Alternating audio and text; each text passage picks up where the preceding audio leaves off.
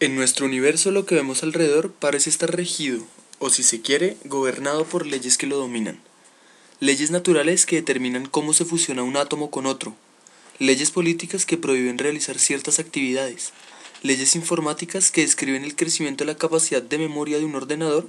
O leyes sociales sobre la comunicación entre individuos. En cualquier marco de referencia, del microcosmos al macrocosmos, descubriremos leyes que comprenden lo que se está observando.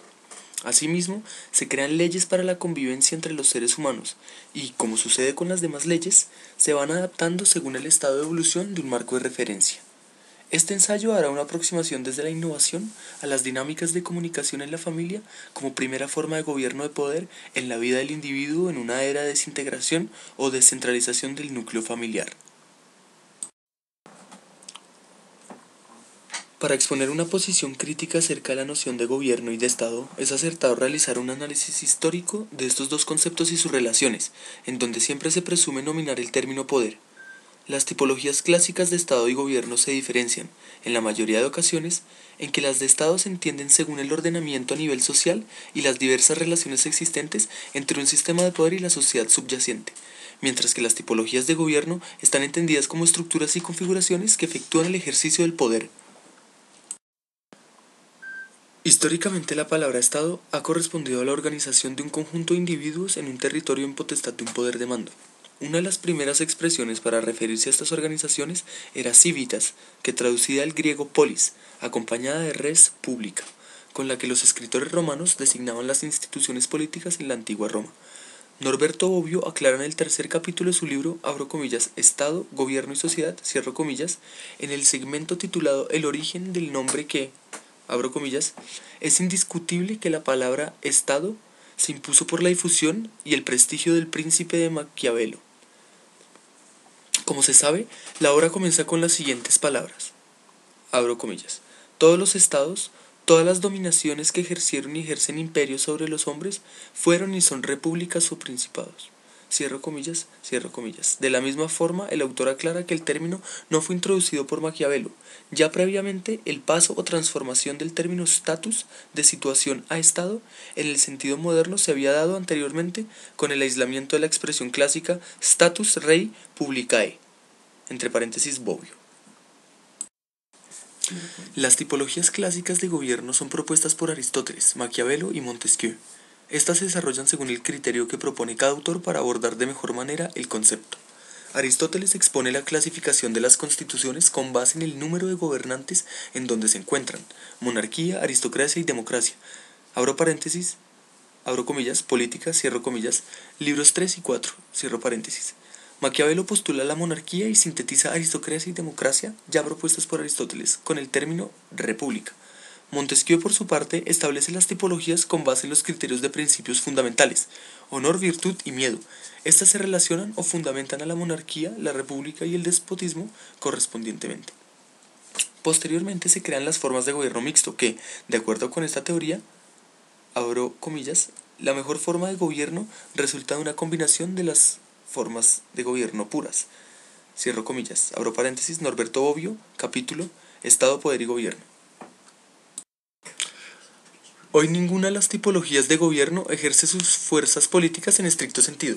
Casos como los partidos que nos representan configuran de diversas maneras al gobierno local, en el Parlamento o en el Senado, en el monopartidismo o no monopartidismo.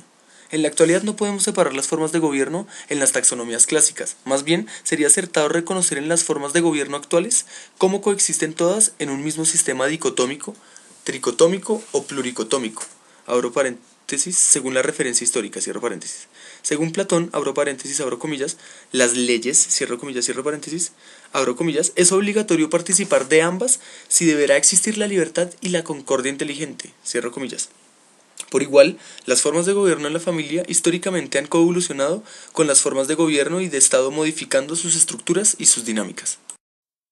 Algunos varios hemos pasado de crecer y desarrollarnos física y mentalmente junto a nuestra familia y para nuestra familia a vivir en constantes cambios de leyes sociales. Muchos ya no estamos ligados a la familia en las primeras décadas de nuestras vidas para luego construir una nueva y longeva familia.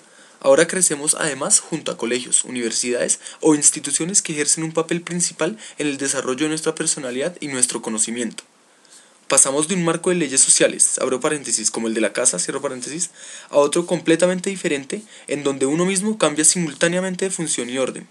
Así la familia ha perdido su papel principal como conductora de las vidas individuales, dejando parte de sus responsabilidades a ciertas instituciones.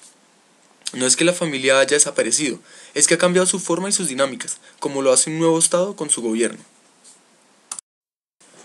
Sobre todo en las familias de las grandes ciudades modernas de la era industrializada, el núcleo familiar está viviendo una profunda mutación social al mismo tiempo que una gran transformación en el interior del propio individuo se desarrolla coevolutivamente.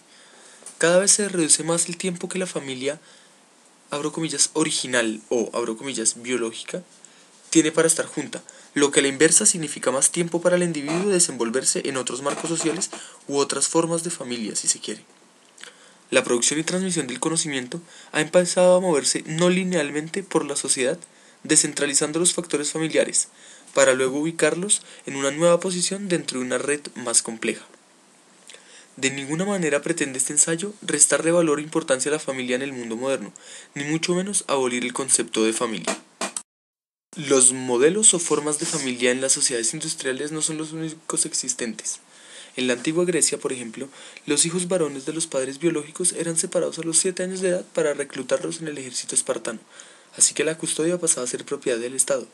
O en las llamadas sociedades primitivas, indígenas o sencillas, las familias se construyen patriarcal o matriarcalmente, y en varios casos como simbiosis de ambas, surge el hermano-madre como figura paternal principal.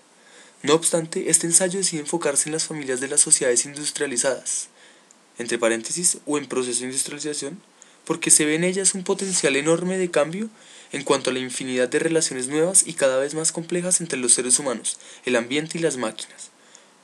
Unas de ellas son precisamente las familias, que podemos entender como unidad de gobierno sociopolítico.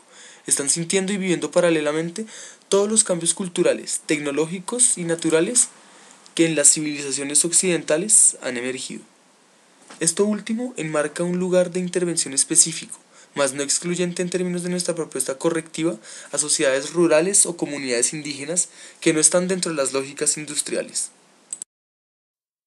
Entonces, ¿de qué manera queremos construir las familias del futuro? Se puede dar inicio a esta construcción pensando en la ciudad como contexto espaciotemporal.